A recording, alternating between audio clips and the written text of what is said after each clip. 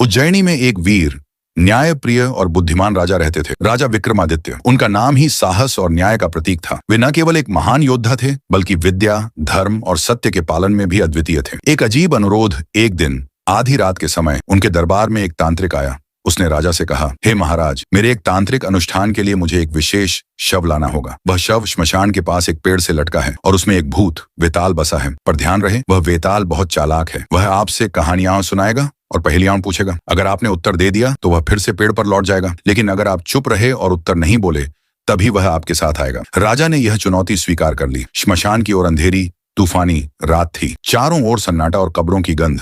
राजा ने अपनी तलवार कमर में बांधी और शव को लटकते पेड़ से उतारा।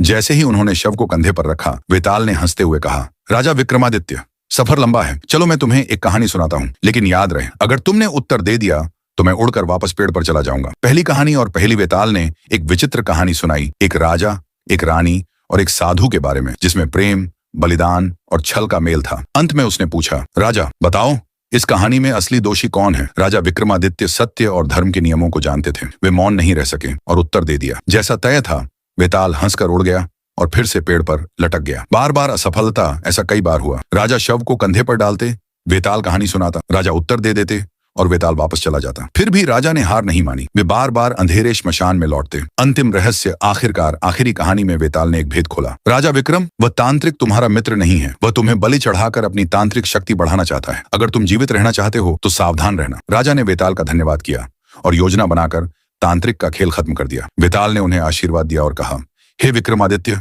तुम सदैव अमर रहोगे अपनी वीरता और न्यायप्रियता के लिए।